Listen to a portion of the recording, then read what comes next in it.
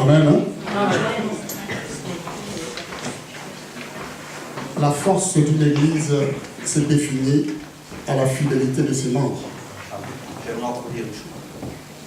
Pardon. C'est l'anniversaire à Mireille aujourd'hui.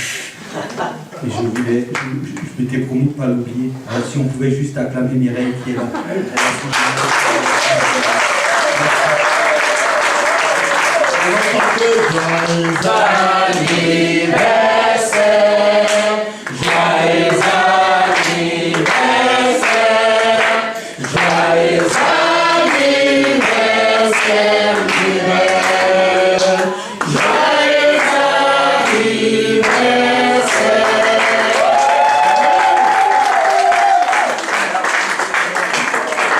Alors s'il y a des cadeaux surprises, donnez-les à moi. Je promets que j'irai voir et je vais lui donner ces cadeaux-là. Mais apportez-les à moi. Que je vérifie vraiment. Amen, non? Amen. Je disais tout à l'heure que la force d'une assemblée se définit par la fidélité de ses membres. Quand un membre d'une église prend conscience qu'il est utile dans son église, est très important que ces membres-là restent fidèles et présents chaque fois. Il y a eu des personnes qui m'ont parlé à la voiture qu'il y avait un reportage qui a été donné avant que je commence, c'est une parenthèse. Ils ont montré je ne sais pas si c'est les 10 grands pasteurs les plus riches du monde. C'est-à-dire que les pasteurs qui sont assis, qui sont riches, qui sont grands. Alors ils ont cité quelques Américains et quelques Nigériens. En France, il n'y a personne. Grâce au Seigneur, merci. Mais seulement, je vais dire une chose que ce n'est pas cela qui fait qu'on soit un grand pasteur. Ce n'est pas l'argent qui fait qu'on soit un grand pasteur. C'est simplement la grâce que Dieu a donnée à chacun de nous. L'église trouve sa force quand elle s'épuise, quand le membre prend conscience que je suis utile dans mon église et que je ne dois pas manquer le culte. La force de l'église et la richesse de l'église se définit aussi dans la fidélité du membre d'apporter leur soutien dans leur église. Parce que c'est là qu'on voit la richesse. Si tous les membres qui travaillent ne donnent pas l'argent à l'église, l'église n'aura pas d'argent. Peu importe qu'on peut dire, tout ce qu'on peut définir pour faire des travaux ou faire quoi que ce soit, nous ne serons pas dessous. Et nous serons une église pauvre. Ce n'est pas que c'est Dieu qui fait que nous soyons pauvres. C'est nous-mêmes les membres qui voulons que notre église soit pauvre. Parce que nous retenons, nous ne voulons pas donner. Voilà, c'est ce qui faut appauvrir l'œuvre. Et nous avons des difficultés financièrement, nous avons des difficultés dans tout. Parce que on ne va pas chaque fois vous prêcher une parole pour vous dire que l'église a besoin d'argent. On a besoin que les gens qui travaillent prennent conscience qu'ils doivent participer parce que Dieu leur a donné du travail. Ils doivent mettre cet argent aussi au service du Seigneur. Donnez votre part. Et aussi, comme ça, l'église avancera. Une fois, ce n'est pas ma prédication, je vous exhorte parce que je vis l'état de notre finance dans l'église et ça m'a donné envie de pleurer. Donc je vais partager parce que vous êtes ma famille, je vais partager avec vous. Allez de temps en temps voir les affiches ici parce que nous avons défini dans cette église de ne pas parler d'argent. Mais vous allez voir toutes les offrandes que nous récoltons au courant de mois et vous allez voir combien cela entre. Et vous comprendrez que nous sommes vraiment loin même de la pauvreté. Alléluia. Si quelqu'un parle de la pauvreté, c'est que la personne est riche. Mais nous, on est loin de la pauvreté. Ce n'est pas que Dieu ne nous donne pas l'argent. Dieu a mis l'argent sur nos mains. Mais si chacun de nous, dans la place, dans la mesure où Dieu nous donne, essaie de penser à son église et pouvoir faire les choses, alors là, nous avancerons, nous progresserons. J'ai posé la question au pasteur, j'ai dit, est-ce qu'il y a quelqu'un qui a donné nos offrandes pour le chauffage? Et il a dit, pasteur, j'ouvre ces boîtes-là tous les jours, mais il n'y a rien. Donc je comprends que là, on va encore se battre pour mettre les chauffages. Il y a des personnes fidèles. Donc c'est comme ça. Vous savez, moi, je ne vais pas vous le cacher.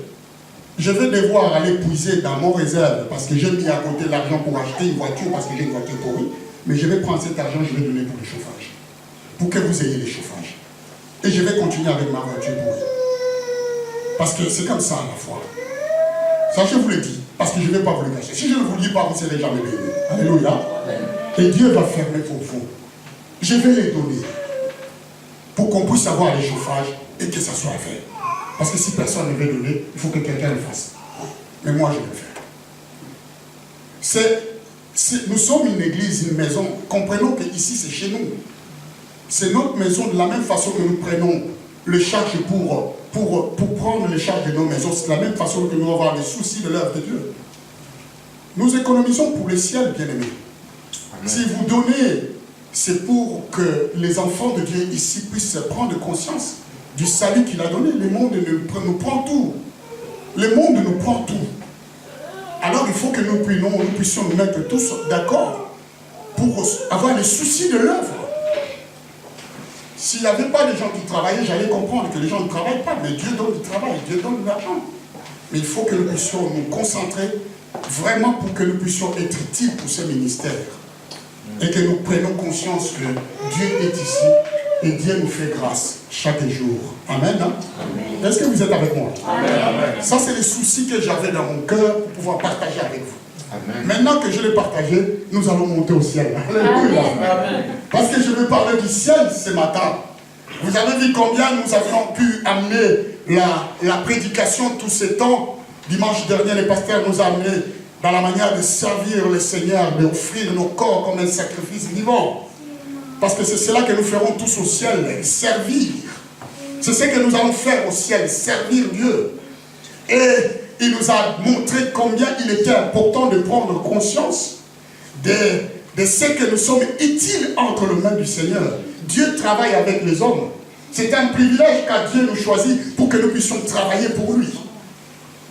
J'ai dit une fois ici que si les gens étaient invités ou si quelqu'un venait de l'Élysée, il dit je vais faire une liste parce que le président Macron cherche des personnes pour travailler à l'Élysée. Mais tout le monde aimerait être dans cette liste-là. Tout le monde va se battre pour qu'ils puissent m'inviter au restaurant même pour que je puisse leur marquer leur nom. En fait, ils travaillent tout près du Seigneur, de Macron. Mais travailler pour le Seigneur est un privilège. Mettre tout son temps pour Dieu est quelque chose d'exceptionnel. Parce que nous passerons tout le temps comme nous avons tous enseigné ici auprès de Dieu. Et c'est fabuleux de savoir être au service. Moi, je suis fier quand je dis je suis serviteur de Dieu vivant. Vous ne pouvez pas imaginer le plaisir que ça me fait de guérir. Alléluia. Rien qu'à dire je suis serviteur de Dieu, je les guéris. Tellement ça me donne l'extase. Je ne trouve pas un métier qui est si bon, défini, si ce n'est être serviteur et servante de Dieu. Est-ce que vous êtes avec moi? Voilà pourquoi Dieu nous valorise, bien-aimés. Vous n'êtes pas n'importe quoi. Vous n'êtes pas n'importe qui. Vous êtes des enfants de Dieu, au service du Tout-Puissant. C'est là où notre place, notre valeur. Alors soyez fiers d'être ici chaque matin. Soyez fiers de servir ce Dieu-là. Soyez fiers de pouvoir, encore une fois, partager tout ce que nous avons pour ce Dieu-là. Offrez-lui des sacrifices. Faisons cet effort. Et vous verrez si Dieu n'ouvrirait pas les églises des cieux pour nous. S'il ne les ferait pas. Mais moi je crois qu'il les fait chaque jour. Amen. Parce qu'il te donne la grâce d'aller travailler chaque matin. Amen. Il te relève. Je disais, je vais parler du ciel. Nous avons parlé des livres des vies. Nous avons parlé de l'enfer. Aujourd'hui, nous allons parler du ciel. Nous avions commencé d'ailleurs mardi le ministère des anges, qui est tellement merveilleux. Et nous découvrons beaucoup de choses. Les anges, les êtres, les esprits au service d'un ministère. Nous avions commencé ce dimanche. C'est mardi dernier, nous avions appris. Et nous continuons tous ces mois pour apprendre pour ces personnes. Comment ils sont organisés, quelles sont leurs missions, de quelle manière Dieu les envoie. Et pourquoi ils sont au service de Dieu et quelles sont les classes. Ça, c'est nécessaire pour que nous qui sommes enfants de Dieu, nous puissions connaître les choses d'en haut. La Bible dit, si vous êtes morts et ressuscités avec Christ, cherchez à connaître les choses d'en haut. Nous pouvons nous arrêter un peu pour vous parler des bénédictions, des choses de cette terre. J'en parlerai, mais les choses d'en haut, c'est là que nous irons. Il est plus difficile de parler du ciel, comme dirait la parole du pasteur, qui est écrit dans le livre. Ce sont les choses célestes que l'œil n'a point vues et que l'oreille n'a point entendu et qui ne sont point montées au cœur de l'homme. Dieu va essayer de nous relater avec les Écritures, avec la parole, apprendre un peu les choses d'en haut. Parce que comme il est écrit ici, c'est des choses que l'œil n'a pas vues. Il n'y a que Dieu qui nous révèle comment est le ciel que nous irons tous ensemble. Paul, qui a été transporté dans le paradis, y a entendu. Là-bas, la Bible parle que Paul, un instant, a été transporté. J'ai pris une classe d'enseignement que je vais donner. Là, aujourd'hui, nous parlons du ciel. Dieu, quand il permettra, nous parlerons encore une fois, de Nouvelle Jérusalem. Après, nous parlerons de paradis pour que nous sachions toutes ces choses-là et que nous ayons la connaissance de ce qui se passe, comment Dieu est organisé dans toutes ces choses. En parallèle, nous verrons sur le ministère des anges. Paul a été transporté et il a entendu des paroles ineffables, des paroles qu'il n'était pas permis à un homme d'exprimer. Ça, c'est la Bible qui nous dit. Quand il a été transporté dans l'extase, dans le ciel, dans le paradis, il entendait des voix. Paul entendait des voix qu'aucun homme, qui n'était pas permis à un homme d'entendre. Dans cette dimension, Paul a été emporté. Il a été emmené et il recevait des choses. Il entendait des murmures. Il entendait des voix. Personne ne peut voir Dieu vivre. Ça, c'est ce que la Bible nous le répète. Personne ne peut voir Dieu et vivre. Donc, si je vais parler de ciel ou de cieux, bien aimé, il y a des séjours de gloire où Dieu habite. Quand on parle du ciel, on parle de cieux, je vous donnerai la différence.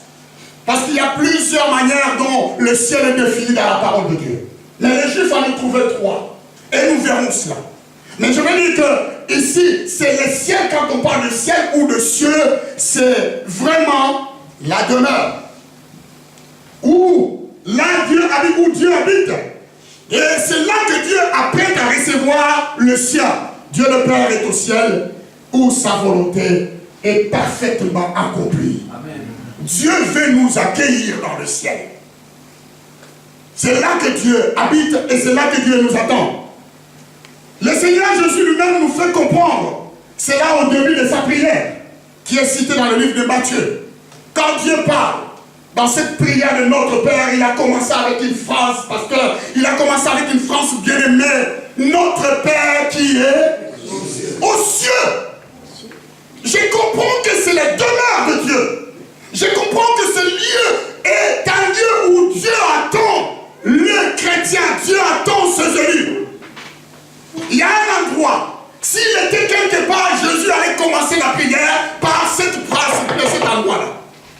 Mais il nous a montré tous les secrets que notre Père est dans le cieux. Qu'il est là-bas, il nous attend et nous irons tous. Amen. Ça, c'est une bonne nouvelle de comprendre. Notre Père qui est dans les cieux. Jésus est descendu du ciel, nous savons. Ça, c'est la Bible qui nous dit. Que Jésus est descendu du ciel, puis il y est remonté. La Bible a révélé quelque chose. Il a dit, personne n'est monté au ciel, si ce n'est celui qui est descendu du ciel, le Fils de l'homme qui est dans le ciel. Ça, c'est une révélation qui m'avait cloué le bec. Personne n'est monté au ciel, si ce n'est celui qui est descendu du ciel. Le Fils de l'homme qui était descendu, en même temps qu'il était descendu, en même temps il était aussi dans le ciel. Alléluia. Est-ce que vous comprenez bien?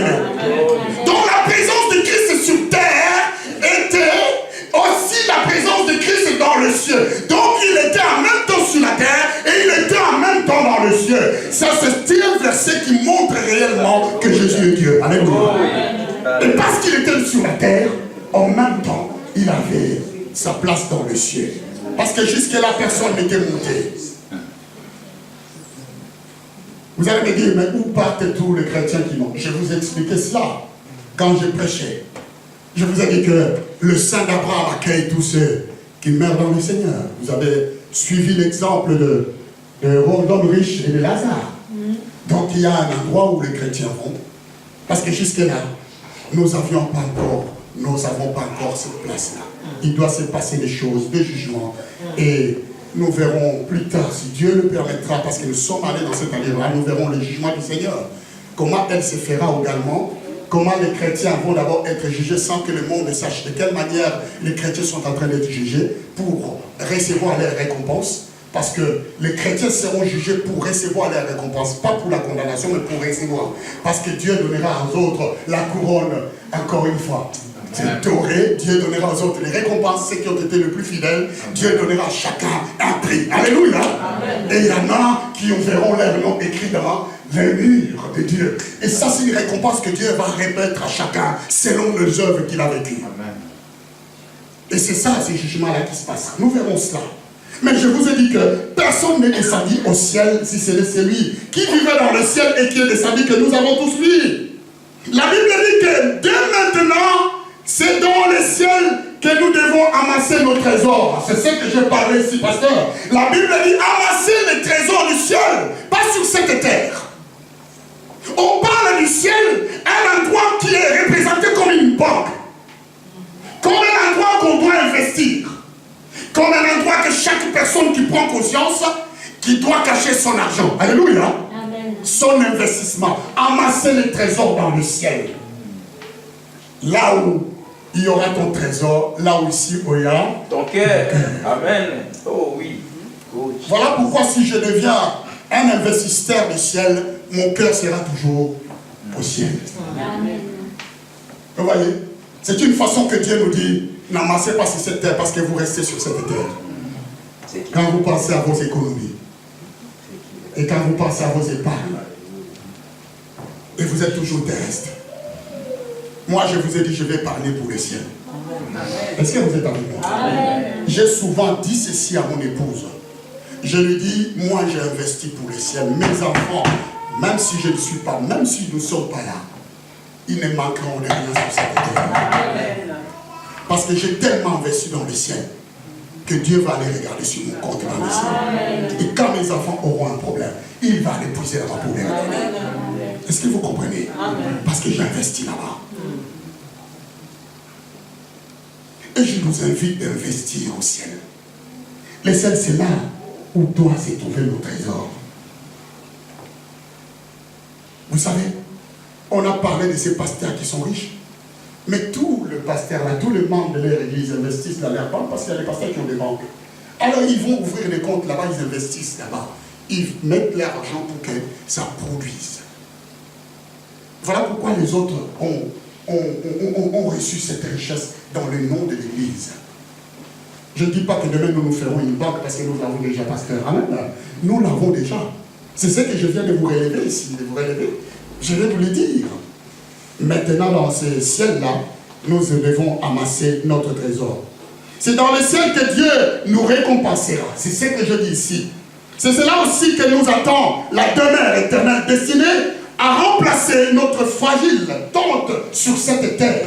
La demeure éternelle est dans le ciel, là où nous attend. D'ailleurs, Paul l'a dit. Nous savons en effet que si cette tente où nous habitons sur cette terre est détruite, nous avons dans le ciel un édifice qui est l'ouvrage de Dieu vivant, une demeure éternelle qui n'a pas été faite de main d'homme. Aussi, nous gémissons dans cette attente, désirant revêtir notre domicile céleste.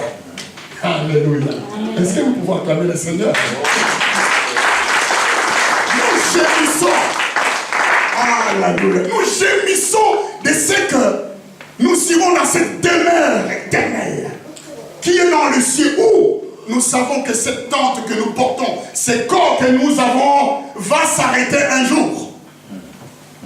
Mais il y a une attente d'un chrétien qui attend pour aller. Il y a des gens qui ont changé, qui ont chanté le ciel. Tout à l'heure, nous avons chanté aussi le ciel.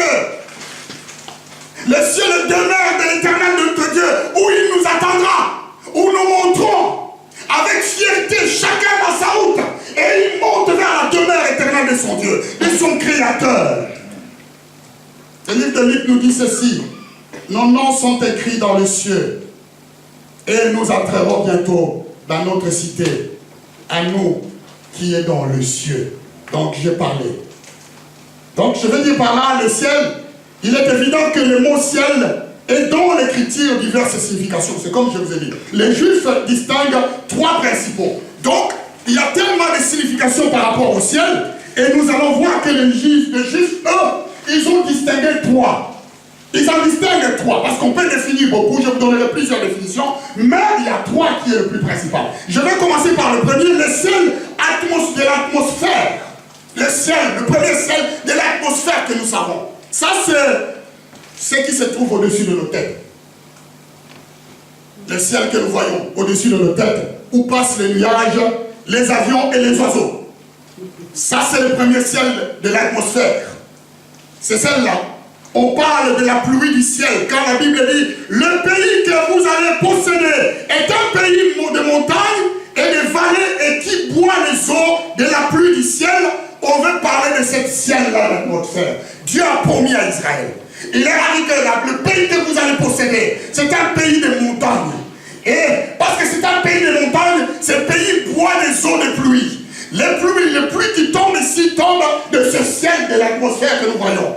Et on parle aussi, quand vous lisez la parole de Dieu, on parle des oiseaux de cieux. Amen, hein? Et quand on parle des oiseaux de cieux qui volent, on parle de ce ciel de l'atmosphère que nous voyons. Ça, c'est le ciel qui a été défini, qui peut passer partout, où les avions peuvent passer, où les oiseaux peuvent voler, où la pluie tombe, les nuages est formé. C'est le ciel de notre tête. C'est ce qui fait l'atmosphère. C'est par là que nous irons. Parce que si nous allons là-bas, nous allons tomber. Amen. Ah oui. Il faut l'apaisanteur. Hein? Imagine-toi si tu montes dans un avion, on te laisse passer, on te sort dans l'avion, tu vas tomber tout de suite. Hein? Comme un caillou. C'est pas là. C'est pas fait pour nous. C'est fait juste pour les oiseaux folles. Ça, c'est le ciel qui a été défini d'abord en premier. Le deuxième est le ciel des étoiles. Est-ce que vous êtes avec moi? Le ciel des étoiles, le firmament. C'est ce que je vais vous dire, dont nos yeux ne peuvent sonder l'immensité. C'est un ciel que les yeux ne peuvent même pas contempler l'immensité. Là où est placé les étoiles. C'est là que Dieu a appelé Abraham. Quand il l'a appelé, il a dit, viens, passe, sors dehors. Abraham, mon serviteur, sort dehors. Il est écrit ceci, la Bible dit, et après l'avoir conduit dehors, il dit, regarde vers le ciel.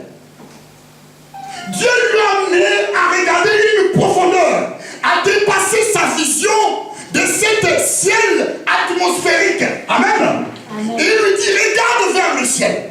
Donc il dit à Abraham, tu ne dois plus considérer ce ciel que nous voyons, qui est le lieu où les avions passent, parce qu'à cette époque il n'y avait pas des avions, mais les oiseaux. Mais considère, passe plus loin. Regarde vers le ciel. Et compte le nombre des étoiles, si tu peux les compter. Et il lui dit, telle sera ta postérité. Compte le nombre des étoiles.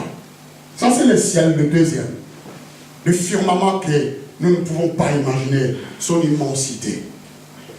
Abraham était ébahi. Il est resté là. Car dans ce ciel-là, personne ne peut compter. Alléluia. Amen. Le nombre des étoiles qui se fixent là, personne ne peut compter. Et il va lui dire, telle sera ta postérité. Telle sera ta bénédiction. Telle sera la grâce que je vais te donner. Telle sera la dimension de ma main sur ta vie. Telle sera encore la grandeur de ma présence dans ta vie. Telle sera. Compte peu. Regarde si tu peux compter. Telle sera la grâce que je te donne. C'est une grâce que personne ne peut compter. Oui, bien-aimé. Grand qu'il soit, dans cette dimension du ciel étoilé, aussi grand qu'il soit, la Bible nous dit une chose. Le ciel des cieux ne peut pas contenir Dieu. Alléluia. Amen. Donc, je vais dire par là, le ciel de l'atmosphère, ni le ciel des étoiles ne peut contenir Dieu. Amen. Est-ce que vous êtes avec moi? Amen. Autant grand que ce soit, le ciel des cieux ne peut pas contenir la grandeur de Dieu. vous imaginer que si les cieux ne peuvent pas contenir Dieu, il y a un endroit qui est capable de contenir Dieu. Et c'est ton cœur. Alléluia. Amen. Ça, c'est merveilleux. Un seul endroit qui peut contenir Dieu. La présence du Tout-Puissant. Alors, nous venons au troisième ciel. Le troisième ciel, comme on dit. La Bible parle du troisième ciel, qui est la présence même de Dieu vivant. Là où Dieu demeure. Oh, bien-aimé, c'est là que Paul a été ravi en extase. Le troisième ciel, j'aimerais que je puisse partir même en correspondance. Paul a reçu la grâce de passer à cet endroit. Et c'est là qu'il a entendu des voix qui n'étaient pas permis aux hommes d'entendre. Ses oreilles étaient ouvertes pour que Dieu lui permette de recevoir, d'entendre les voix qui a été dit là. Le troisième ciel part dans l'extase, Paul a été amené. Et qu'il a entendu ce qui n'était pas permis à l'homme d'exprimer. La Bible dit, il fut enlevé dans le paradis et qu'il entendit des paroles ineffables qu'il n'était pas permis à un homme d'exprimer. Ces paroles-là, l'homme ne pouvait pas l'expliquer. C'est un endroit où les seules personnes qui pouvaient parler, qui a parlé, qui entendaient, ce sont des personnes qui étaient réservées de cet endroit. Mais Dieu va faire grâce à cet homme pour qu'il puisse monter jusque dans ce lieu et qu'il puisse découvrir. Je vous ai dit que le troisième ciel, c'est là où il y a la présence même de Dieu. Là où Dieu demeure, là où Dieu habite. Ce même ciel s'ouvrit au regard d'Étienne. Vous lisez la parole de Dieu comme moi. Je suis en train de nous amener. Étienne, la Bible dit, fut rempli du Saint-Esprit. Voyez-vous, pour voir ces ciels-là, il faut d'abord être rempli du Saint-Esprit. Alléluia. Étienne fut rempli du Saint-Esprit. Et au moment où il était prêt d'être lapidé, la Bible dit, le ciel s'ouvrit. Et là, il va commencer à voir des choses que tous ceux qui étaient autour de lui ne voyaient pas. Et parce qu'il voyait ces choses-là, il était captivé par ces choses. La Bible dit, il était en train de prophétiser, leur dire ce qui s'est passé, mais aucun n'écoutait, aucun n'entendait. Parce que ce qu'il voyait, ce qu'il disait, n'était pas permis à ce que les hommes le comprennent et l'écoutent. Parce que s'ils avaient écouté ce qu'il disait, ils n'allaient pas le lapider. Alléluia. Il dit, je vois le Fils de l'homme debout, assis à la droite du Père.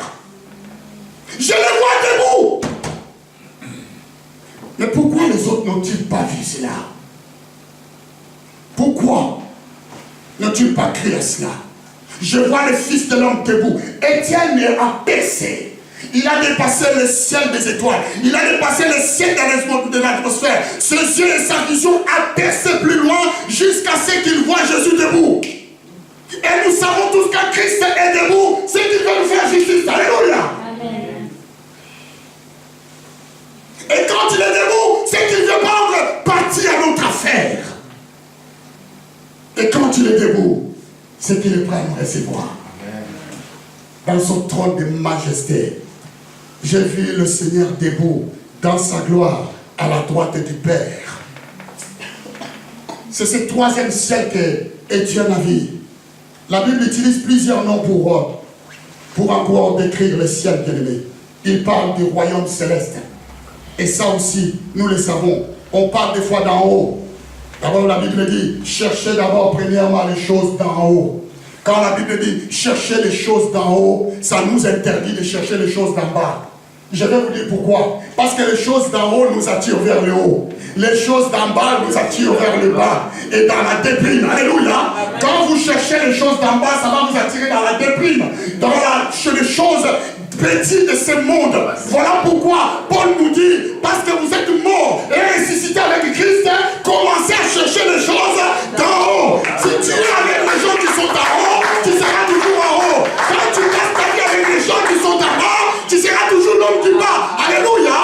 Mais quand tu fais ami avec ceux qui sont avec des choses en haut, tu seras en haut. Quand tu es avec des riches, tu seras riche. Si tu vis avec des pauvres, tu seras pauvre. Même dans la pauvreté, si tu t'enrichis, ils seront contre toi.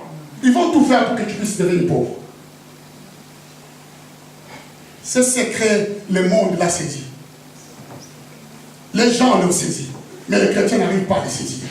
Cherchez premièrement les choses d'en haut. Là où Christ est assis, à la droite du Père. Attachez-vous. La Bible va utiliser un terme.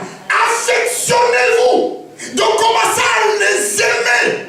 Une affection de ces choses-là. Parce que ceux qui sont en bas ne vous donnent pas l'amour. Commencez à être amoureux des choses d'en haut. Alléluia.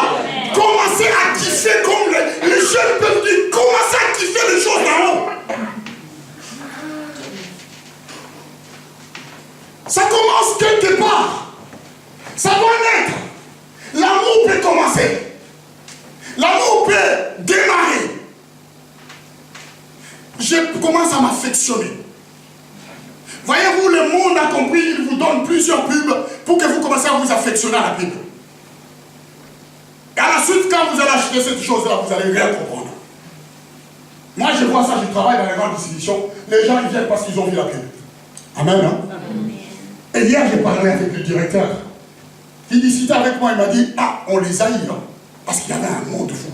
J'avais comme l'impression que le monde s'arrête aujourd'hui. Je lui ai dit, monsieur le directeur, mais le monde ne va pas s'arrêter demain, aujourd'hui, parce que demain, moi, il faut que j'aille à l'église. Il me dit, mais on les a battus, tu sais, Daniel. Nous, ici, on fait beaucoup de pubs. Et comme on les tient, on ne va pas les laisser. Parce que chaque semaine, on multiplie les pubs, on multiplie le pub. Comment on dit ça? Le promo. On multiplie le promo. On multiplie le promo. Mais ceux qui ne savent pas, nous on négocie bien. Mais tellement nous on fait des promos, les gens ils viennent tout le temps. C'est comme ça qu'il faut les retenir. Ça c'est un païen qui nous dit. Hein. Je dis, ah bon? C'est parce que les gens sont affectionnés aux choses d'en bas. Alléluia. Est-ce que vous êtes avec moi? Amen. Est-ce que vous êtes avec moi? Amen. Affectionnez-vous aux choses d'en haut. Aimez Dieu. Aimez la parole. Aimez Jésus. Aimez les choses, le Saint-Esprit. Aimez les choses que l'Église vous dit. Aimez tout ça. Commencez à aimer. Et vous allez commencer à être rempli. Et quand vous êtes rempli de cette envie. Et jusque-là, vous allez commencer à chercher quelque chose en haut. Si vous êtes attaché aux choses en haut, vous allez investir en haut. Alléluia. Amen. Vous allez investir là-bas, bien-aimés. Cherchez les choses d'en haut. En haut, c'est le paradis, c'est le ciel. C'est là que nous irons, bien-aimés. Les choses d'en haut nous attirent en haut. Les choses d'en bas nous retirent bas. Toujours malheureux de Dieu parce que tu es en bas. Jésus l'a dit. Il nous a révélé une parole. Lui-même, il l'a cité. Il a dit, vous êtes d'en bas, mais moi je suis d'en haut. Alléluia. Vous lisez la parole de Dieu, non? Amen. Jésus parle aux Juifs, il dit, vous êtes d'en bas. Vous ne comprendrez jamais les choses d'en haut. Bien aimé, quand vous êtes d'en bas, vous ne comprendrez jamais la volonté du Seigneur. Et vous serez toujours sujet de troubles. Là où Dieu veut mettre de l'ordre. Parce que vous êtes d'en bas. Jésus en parlant des Juifs, il dit, vous êtes d'en bas. Moi, je suis d'en haut. Vous êtes de ce monde. Moi, je ne suis pas de ce monde. Je ne suis pas de ce monde. N'est-ce pas, nous qui disons que nous ne sommes pas de ce monde? N'est-ce pas, tous les chrétiens ne disent pas que nous ne sommes pas de ce monde? Alors pourquoi nous ne cherchons pas les choses d'en haut? Pourquoi nous ne commençons pas à comprendre les choses du ciel, là où nous allons passer tout notre temps? Pourquoi nous courons à ces choses qui nous restent en bas et qui nous maintiennent sur les choses de ce monde et qui nous amènent dans les déprimes? Nous ne sommes pas de ceux qui devront déprimer. Le ciel est appelé aussi la maison du Père, la demeure du Très-Haut, le vent, le trône. Ça, c'est les noms qui sont cités. L'Éternel, comme il le dit, a établi son trône dans le ciel et son règne domine sur toutes choses. C'est devant le trône. La Bible dit, l'Éternel a établi son trône dans le ciel. Oh oui, je regarde le temps. Parce que son trône est dans le ciel, bien-aimé. Son trône ne sera pas ailleurs. Et son règne domine sur toutes choses. Et nous allons voir que dans le livre d'Apocalypse, on nous transporte dans les ciels et nous donne une vision du Seigneur. Les livres d'Apocalypse nous enseignent beaucoup de choses d'en haut, des choses du ciel. Nous en donnent plus encore la vision de notre Dieu pour comprendre comment les choses se se passe. Ayez l'habitude de lire ces livres. Vous allez voir que Dieu s'est révélé. Dieu a révélé le ciel. Dieu a révélé tout ce qui va se passer dans ces livres. Des révélations, des connaissances. Ce livre est pour nous. Et cela nous montre comment les choses se passent dans le ciel. Bien-aimés, où Dieu le Père gouverne tout l'univers. Je vais lire un. Si tu peux afficher, s'il te plaît.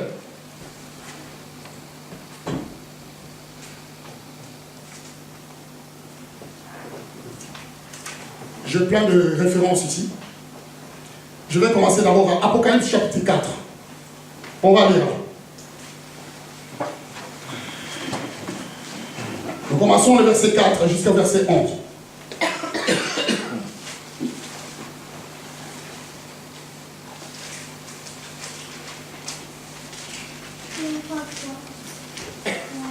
La Bible dit, autour du trône, je vis 24 trônes. Et sur ces trônes, 24 vieillards, assis et revêtus de vêtements blancs et sur leur tête des couronnes d'or. Du trône sortaient des éclairs, des voix et des coups de tonnerre. Devant le trône brillaient 7 lampes ardentes qui sont les 7 esprits de Dieu. Mais moi, quand j'entends de telles paroles, j'ai mon corps qui tremble. Il y a encore devant le trône comme une mer de verre, semblable à du cristal. Au milieu du trône et autour du trône, il y a 4 êtres vivants, remplis de yeux, devant et derrière. On continue. Le premier être vivant est semblable à un lion. Le second être vivant est semblable à un veau. Le troisième être vivant a la face de l'homme. Et le quatrième être vivant est semblable à un aigle qui vole. Pourquoi cet homme a-t-il vu? Les 4 êtres vivants ont chacun 6 ailes et ils sont remplis de tout autour et au-dedans. Il ne cesse de dire jour et nuit, Saint, Saint, Saint, et le Seigneur Dieu, le Tout-Puissant, qui était, qui est, et qui vient. On peut le dire, hein? Saint, Saint, Saint, et l'Éternel, le Seigneur notre Dieu, le Tout-Puissant qui était, qui est, et qui vient. Je m'arrête un peu là. Vous allez lire ça à la maison. Il y a un autre verset. On plaça des trônes et l'ancien du jour s'assit. Ça c'est l'Apocalypse. Vous allez voir ça sur l'Apocalypse, chapitre 5, verset 8, 14. On plaça les trônes et l'ancien du jour assis. Son vêtement était blanc comme de la neige. Et les cheveux de sa tête étaient comme de la laine pure. Un fleuve de feu coulait et sortait de devant lui. Des milliers les servaient. Et les 10 000 millions se tenaient en sa présence. Des milliers les servaient et 10 000 millions se tenaient en sa présence. C'est ce que je vous ai dit ici. Quand on nous a parlé de ce que nous allons servir le Seigneur, c'est que nous serons dans sa présence. Là, je vous ai dit que le 3e ciel, c'est le lieu où Dieu habite, le ciel où Dieu nous attend, où les gens, les serviteurs, les servants de Dieu viendront pour pouvoir les servir. Je ne vais pas vous parler des 4 yeux. Je ne vais pas vous donner la révélation sur les 24 vieillards. Parce que dans cette révélation, je suis en train de venir. Parce que je vais parler de cela encore. Mais je peux vous dire que quand il y a 24, la Bible parle qu'il y a aussi dans les 24 là, il y a une grande révélation qui est cachée dedans. Et nous verrons, parce que si j'avance les enseignements, c'est pas la peine, nous verrons ce que ça signifie les yeux. Pourquoi ils ont les yeux partout? Pourquoi ils sont devant le trône? Pourquoi ils crient Saint, Saint, Saint? Et nous verrons cela. Mais je vais vous dire que ce ciel-là nous attend. C'est grand Dieu inaccessible qui veut bien nous admettre pour toujours à sa présence et nous faire participer en son règne. Les trônes sont établis dans le ciel. Il y a des trônes. Il y a des trônes qui sont mis. Et la Bible va dire que sur ce trône-là, il y a eu des personnes. Nous voyons les 4 êtres vivants et les 24 vieillards. Comment ils se tiennent devant la présence de Dieu. Et les personnes qui seront assis, qui seront là pour servir le Seigneur. Le ciel qui nous attend, nous serons là-bas pour servir le Seigneur. Jésus-Christ a partagé entièrement avec son Père la première place du trône. Quand nous parlons du ciel, nous voulons parler de Christ, nous voulons parler du trône, nous voulons parler de tous les chrétiens qui iront. Nous comprenons que notre place n'est pas sur cette terre. Amen. Nous comprenons que nous ne sommes pas du monde. Bien-aimés, nous allons vous répéter combien de fois? Car nous savons que nous ne sommes pas d'ici. Nous investissons là où nous allons être. Un jour, j'ai vu un homme.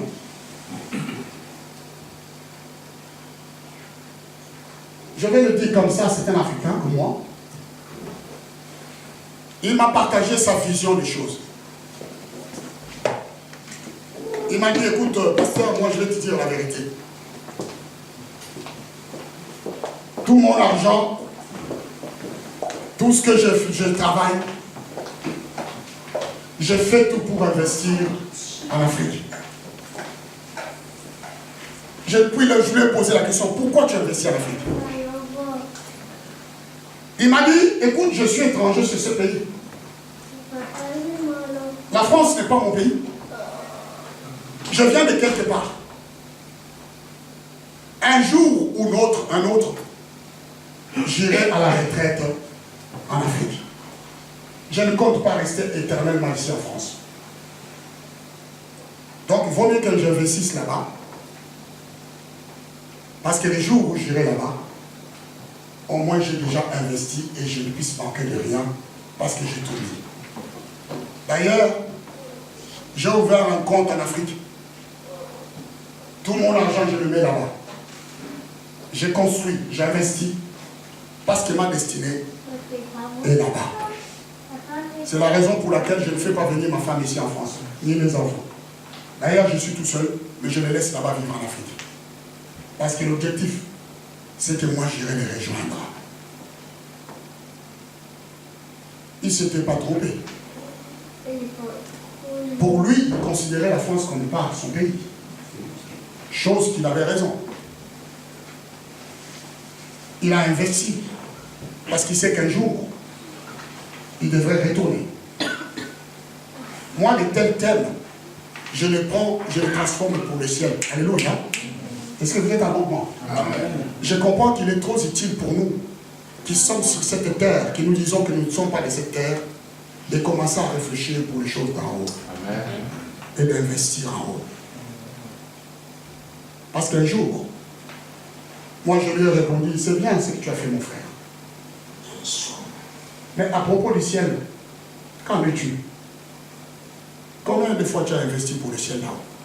Parce qu'en Afrique, même si tu vas pour ta retraite, mais tu ne vas pas rester éternellement en Afrique. Hein? Tu vas mourir. Hein? Qu'est-ce que tu en penses pour les choses d'en haut? Il me dit, oh, on verra. On verra. Comment ça va se présenter? Je dis, mais non, mais je te dis, c'est très important. Il n'y a pas question de on verra. Il y a question que ceux qui croient au Seigneur Jésus, ceux qui sont sauvés, investissent pour le ciel. Alléluia. Amen. Investissent pour la gloire de Dieu. Alors, si je vous ai parlé de cet exemple, ce n'est pas parce que ça c'est sa vision. Mais la vision globale, la base de la vision, c'est nous qui écoutons ici, qui sommes chrétiens. Quels sont les efforts que nous faisons pour investir dans le ciel? Combien nous avons dans notre compte en banque dans le ciel? Combien as-tu déjà économisé en haut? Quand Dieu te donne l'opportunité pour aider, est-ce que tu aides? Quand Dieu te donne l'opportunité pour pouvoir bénir, est-ce que tu bénis? Quand Dieu te donne l'opportunité pour pouvoir apporter ton soutien, est-ce que tu apportes ton soutien? Quand Dieu a demandé, est-ce que tu lui as donné? Rassurez-vous ce jour-là, il disait, le Seigneur dira, j'avais faim, mais vous ne m'avez pas donné à manger. J'avais soif, mais vous ne m'avez pas donné de l'eau. J'étais dehors, mais vous m'avez laissé mourir de froid. Je vous ai imploré mais vous n'avez pas entendu. Retirez-vous de moi. Ça, c'est des paroles que je refuse d'entendre. Ni dans ma vie, ni dans la vie de chacun de nous. Alléluia. Est-ce que vous êtes avec moi? Amen. Nous voulons vraiment être tous citoyens du ciel. Je vous ai dit que Jésus partage entièrement son trône avec son Père, la première place dans le ciel. Voici sur les nuées du ciel arriva quelqu'un de semblable à un fils de l'homme. Il s'avança vers l'ancien des jours. On lui donna la domination, la gloire et le règne, et tout le peuple le servit. Sa domination est une domination éternelle. Celui qui voyait ici, c'était Daniel. Il voyait une vision et il voit Jésus partager le trône avec son Père. La Bible dit, l'ancien du jour, l'ancien du temps qui est le Dieu le Père, lui donna la domination sur tout le trône. Il lui donne la domination. Jésus partage son trône, mais cela se passe dans le ciel. La Bible dit, il y a eu 24 trônes. Dans le ciel, nous verrons cela. L'ancien du jour, l'ancien du temps lui donna la domination. Et qu'est-ce que Christ a fait? Il a pris cette domination et il l'a donnée à l'Église. Alléluia. Parce qu'il veut que nous régnions avec lui. Il veut que nous occupions le trône avec lui. Il n'est pas égoïste. Pourquoi nous sommes égoïstes envers notre Dieu alors? Parce que ce qu'il lui avait été donné, il nous a partagé avec des régnes. L'ancien du temps lui a donné. Je vous lis encore cette parole. Voici sur les nuées de cieux arriva quelqu'un de semblable à un fils de l'homme. Il s'avança vers l'ancien des jours. On lui donna la domination, la gloire et le règne, et tout le peuple le servir. Sa domination est une domination éternelle. Sa domination, Christ partage, c'est là qu'il nous attend. Quand il nous a dit, je vais dans la maison de mon Père, il y a plusieurs demeures. Je vais et je viendrai vous chercher. Là où je suis, là aussi vous serez avec moi. Alléluia. Cette parole de Jean ne résonne-t-il pas dans votre cœur que Christ est assis sur un trône? La Bible dit, à celui qui est assis sur un trône, à lui soit la gloire. Jésus a promis qu'il va venir nous chercher pour nous amener là où il est. Il partage le trône avec son Père et c'est là où est notre demeure. Il veut simplement que nous puissions chercher les choses d'en haut pour que tous nous soyons ensemble. La domination, il nous a déjà donné. Alléluia. Le règne, il nous a partagé. Voilà pourquoi nous ne sommes pas n'importe qui. Voilà pourquoi nous sommes fiers de dire que nous sommes servants de Dieu. Voilà pourquoi nous sommes fiers de dire que nous sommes serviteurs de Dieu. Voilà pourquoi nous pouvons confesser que nous ne sommes pas de ce monde. Alléluia. Que notre place est dans le ciel. Amen. Mon bien-aimé, ta place est dans le ciel. Ta demeure, là où Dieu est. Le septième, c'est le troisième ciel. Là où les voix s'entendent, que l'homme ne peut exprimer. Ézéchiel nous parle, c'est là que je m'arrête. Ézéchiel nous parle d'une vision. Si tu peux afficher, s'il te plaît. D'une vision. Ézéchiel chapitre 1, verset 26 à 28.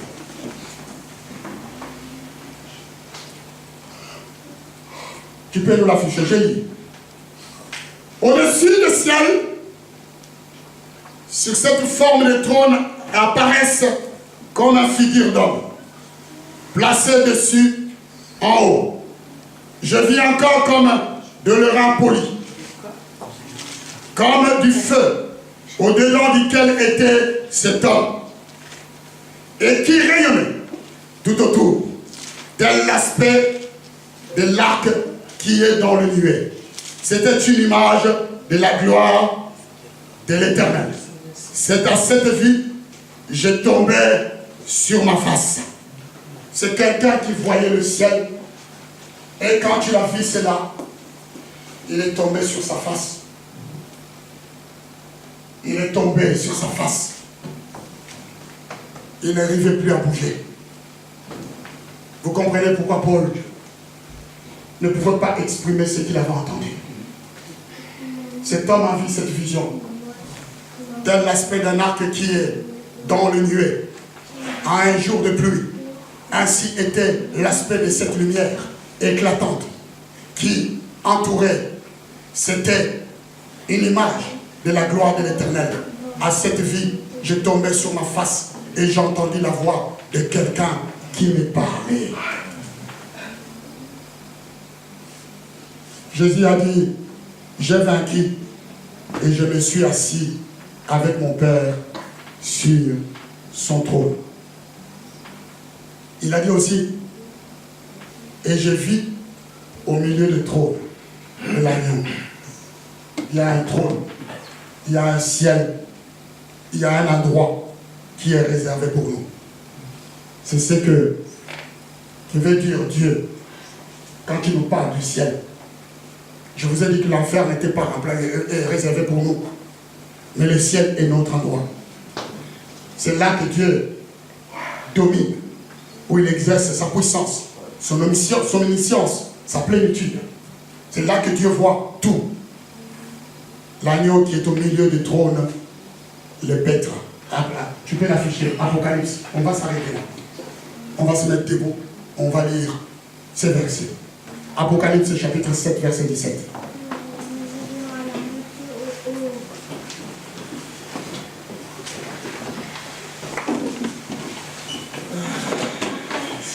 La Bible dit, car l'agneau qui est au milieu du trône le pètera et le conduira aux sources des eaux de la vie. Et Dieu essuiera toutes larmes de leurs yeux. La Bible parle ici que Jésus est en train de nous attendre quelque part.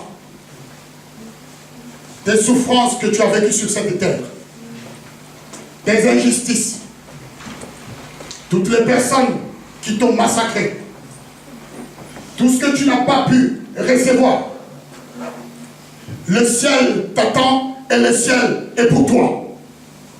Car là, sur le ciel, il est assis un homme qui s'appelle Agneau de Dieu, Jésus notre Seigneur. Il nous attend dans un seul but, pour paître ses troupeaux. Ici, c'est une parole véritable. Car l'agneau qui est au milieu du trône, je vous ai dit que Jésus partage le trône avec son Père. Dieu lui a donné la domination. L'agneau qui est au milieu du trône les paîtra, les conduira aux sources des eaux de vie. Il y a une source qui sera là-bas. C'est une source où chaque chrétien, chaque personne boira de l'eau de vie. L'eau qui lui apportera chaque jour la vie. Et sans le rôle de Dieu, ça sera juste d'essuyer les larmes. Parce que beaucoup arriveront là-bas avec des larmes de toutes les injustices. Je vois Dieu debout. Je vois l'ancien du jour debout. Je vois le Dieu vivant debout venir chercher son serviteur, sa servante, avec une mouchoir blanc, et essuyer tes larmes en disant, ma fille, mon fils, tu as assez pleuré. Maintenant c'est fini. Je suis là. Alléluia. Je suis là. Et Christ est sur le trône. Je suis là pour toi. C'est fini la galère. C'est fini les souffrances. Tu as assez tiré la maladie. Tu en as pleuré nuit et jour. Mais là, je suis devant toi pour t'essuyer les larmes. Je suis là pour te récompenser. Ne pleure plus, je suis ton Père. C'est cette vision que je suis en train de vous montrer, bien-aimés. Ayez de percer vos yeux et traverser le ciel des cieux. Traversez et entrez dans cette vision, entrez dans ce lieu. Communiez-vous avec ça, vous voyez Dieu debout. Et le Dieu essuiera toute l'âme de leurs yeux. Parce que l'agneau sera là, il va présenter chacun à Dieu. Celui-ci est mon serviteur, celui-ci est ma servante. Père, celui-ci est mon fils. Celui-ci, il a sacrifié sa vie pour moi. Celui-ci. Et Dieu va te regarder en disant, viens que je suis les larmes. C'est là qu'il va commencer à pleuvoir les récompenses. Tu en as assez souffert sur terre. Entre dans la joie de ton Créateur. Alléluia. Entre dans la paix de celui qui t'a envoyé. Viens mon serviteur. Occupe un trône. Il y aura des trônes qui seront distribués. Alléluia. Il y aura des trônes qui seront distribués. Oh, bien-aimés, vous ne voyez pas. Il y aura des trônes qui seront distribués. Des trônes. Des trônes. Ce ne sont pas des chaises, bien-aimés, des trônes. Assis-toi sur un trône. Règne avec ton maître. Ça, c'est merveilleux. avec tout ça, qui ne voudrait pas aller au ciel? Ça, c'est la question que je vous pose ce matin. Quand vous envoyez comme ça du ciel, est-ce que cela ne vous donne pas envie d'investir dans le ciel? Ça ne vous donne pas envie de vous attacher aux choses d'en haut? Ça ne vous donne pas envie de vous surpasser pour Dieu? Pourquoi vous restez dans votre maison? Pourquoi vous zappez l'église? Pourquoi vous zappez les heures de prière? Le diable vous ment. Il ne veut pas que vous soyez sur le trône. Il ne veut pas que vous régniez avec le Seigneur. Nous pouvons zapper tous les autres jours, mais pas les jours de culte. Alléluia. Nous pouvons zapper toutes les choses du monde, mais pas les choses d'en haut. Pas les choses du Seigneur. Nous pouvons nous absenter partout, mais pas pour le Seigneur. Ma fille m'a dit, papa, on m'a appelé pour que je chante la Marseillaise. Là où il y a des tombeaux de morts, je ne sais pas, ils vont faire aujourd'hui des Marseillaises partout. Et puis, je l'ai choisi pour que je chante. Je lui ai dit, tu as assez chanté la Marseillaise. Mais dimanche, tu iras chanter les louanges. Amen. Pas question que tu ailles sur ce tombeau-là, que tu aies chanté la Marseillaise.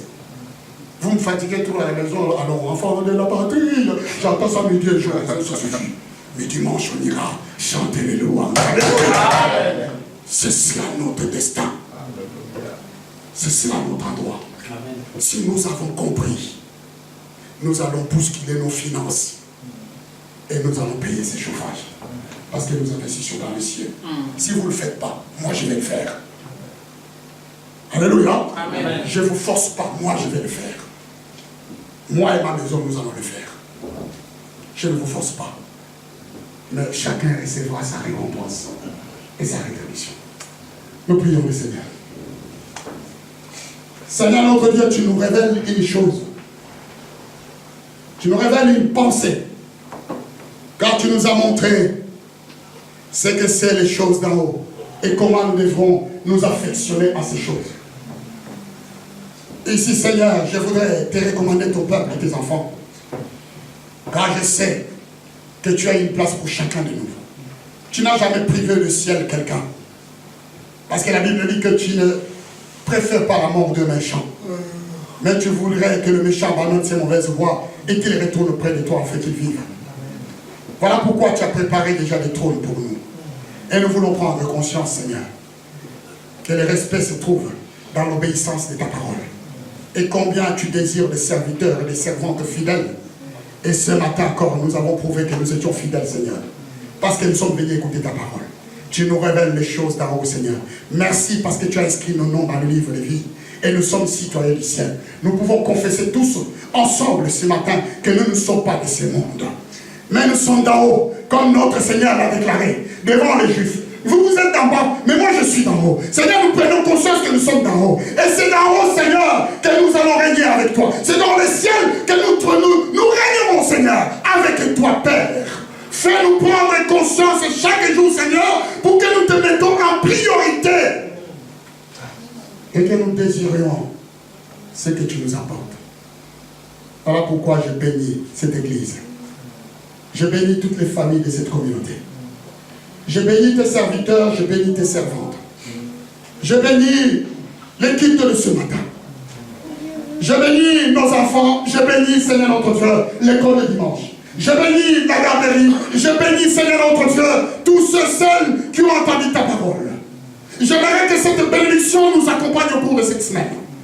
Nous voulons, Seigneur, que le ciel vienne nous visiter sur cette terre. De la même manière que Christ est descendu du ciel, Seigneur, nous prenons acte ce matin que Jésus est en nous.